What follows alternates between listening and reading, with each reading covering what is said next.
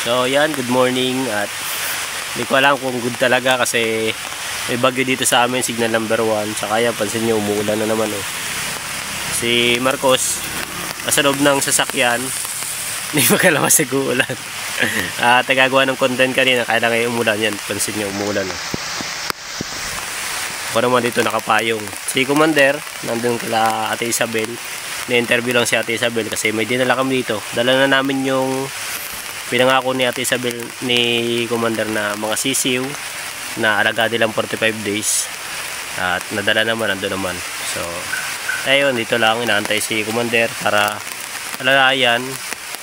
Kasi yun, dinala ko na dun yung mga kailangan dun, yung mga pakain ng sisiw. May 25 kilos na yung pakain, yung feeds. Binuhat ko na doon sa loob. Pati yung mga sisiw na 65 pieces, binuhat ko na rin doon sa loob. At yun, naantay ko dala si Commander matapos kasi yung dala namin upuan, kailangan kong kuhain doon, dadalhin ko dito sa sasakyan. At si Marcos nandun lang sa sasakyan. Tayo naman, dito naman sa labas na naman tayo. Tayantay lang tayo. Yan, sa mga hindi nakakalam, may bagyo na naman dito sa Bicol. Lagi na lang dito sa Bicol, paboritong daanan ng mga bagyo. Ngayon meron naman dito signal number 1 kami ngayon, pero yung dating ng bagyo is bukas pa, November 11, alas 2 yata ng madaling araw hanggang alas 2 ng tanghali. Yun ang nakita ko sa news, sa balita sa amin. Alas 2 ng madaling araw ang dating bukas na petsa 11. Kaya ngayon maghapon ng ulan ngayon, lalo na siguro bukas, parang na, mas malakas yata bukas. Hindi ko lang alam kung pero tingin naman namin hindi masyadong lalakas. At dito kabisado na kasi dito ang bagyo kasi ilang bagyo na dumadali sa Bicol. Kumbaga, yun nga sabi ko nga sa inyo na mga tao dito sanay na sa gantong panahon. Kaya lang naiba lang ngayon kasi yung mga dating hindi naranasan, sabi nga yung Bicol sanay na yan sa bagyo kasi lagi naman dinadaanan ng bagyo ang Bicol. Pero hindi lang namin in-expect yung nangyari sa Naga na bumaha kasi usually kahit ilang bagyo ang dumaan nun, hindi talaga binabaha doon. Ngayon lang talaga binaha doon. Kahit doon sa amin, sa lugar nila kuya, doon sa kabilang ng tulay sa Sabang, hindi naman talaga bumaba doon. Yun naman, may reason naman kung bakit bumaha. At nakwento naman, nung umuwi nga kami dito, galing kaming Isabela, nakwento naman nila kuya, nila mama na, yun nga, dahil nga doon sa ginagawang tulay, at kumbaga yung tambak nila na pinaglalagyan ng paa ng tulay is natambakan kasi ng malalaking bato saka ng mga buhangin. So yun yung nakaharang dun sa ilog, nakaharang siya, tapos lumiit na yung pinakang dinadaanan ng tubig. Nataon na nagbagyo, umulan, naipon yung tubig dun sa hindi nakakalabas ng ayos yung tubig. Ayun na medyo bumaha dun sa may kilakuya sa kabilang bahay. At hindi naman siya yung totaling baha na umaagos, umaangat lang siya, kaya medyo safe din naman sabi nila. At ngayon lang naman yun, pag okay na yung tulay, kasi yung tulay ang tapos nun is, ang target nila ngayong May 2025 tapos na yung tulay. So makakadaloy na ng ayos yung tubig dun sa ilog, kaya hindi na siguro magbaba dun. Okay naman na siguro yun, mas safe na. Patingin-tingin si Marcos. Nagantay ng tiyempo ng ulan.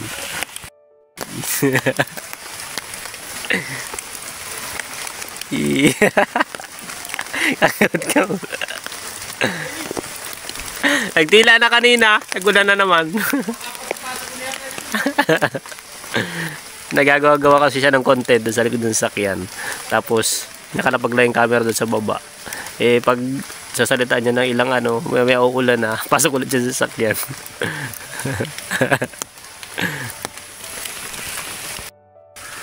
Pagpasok na magulan naman, buti ako ay dalang payong.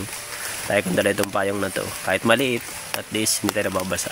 Nasa gilid ka lang ako Yun nga, mga sanay ng tao dito sa bagyo. Sabi nga nung iba, sabi nga dito sa Bicol, pag mga signal number 1, signal number 2, parang lang nila, pang may day lang, sa pang-post lang sa Facebook. Pero pag mga number 2, number 4 na, yun sabing malakas talaga, medyo malakas talaga dito.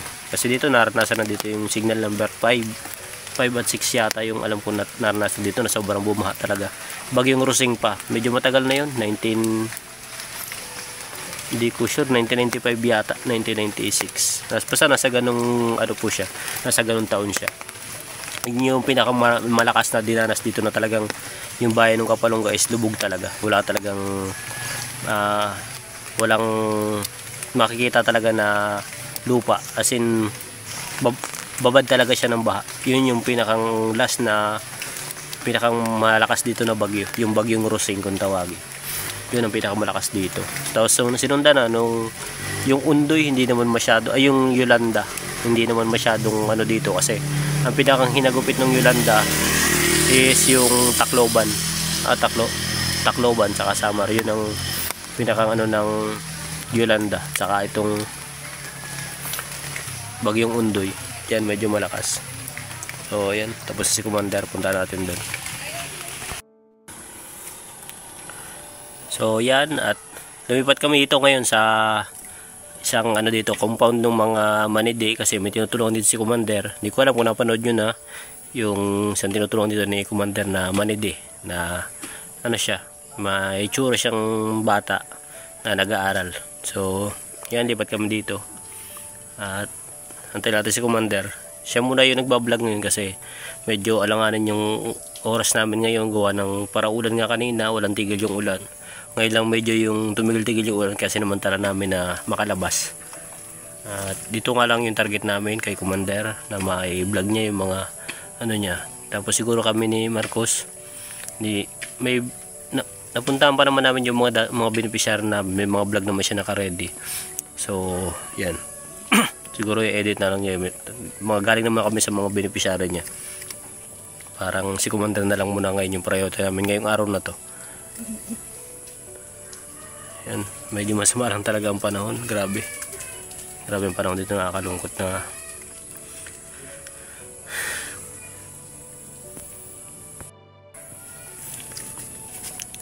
Yan, sana naman hindi lumakas yung bagyo dito, para sa gano'n naman safe naman dito, kasi nakakawa yung mga tao dito sa Bicol hindi pa nakakabangon doon sa bagyong Christine, at nandito na naman, may bagyo na naman panibago.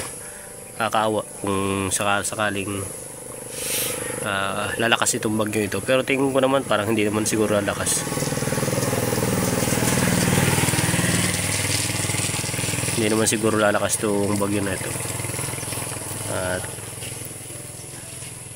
hindi naman ganun ka ano yung sa balita, hindi naman ganun kalawak yung ano niya. May mga color naman yun pag kulay pula, yun masyadong maulan. Pero nung nakita ko naman sa ano, hindi naman siya ganun ka lakas. Kasi sobrang hirap din, ang ganito talaga yung pag may gantong kalamidad, may bagyo, sobrang hirap na yung palipat-lipat ka, lalo yung mga tirahan na malapit sa dagat. Kami, na-experience ko dati, mga bata pa kami, kada may bagyo, signal number 1 pa lang, nililikas na namin yung mga kapatid ko maliliit. Pinupunta namin sa lulahin namin na medyo malayo sa tabing dagat, kasi yung bahay namin nun talagang likod lang, dagat na.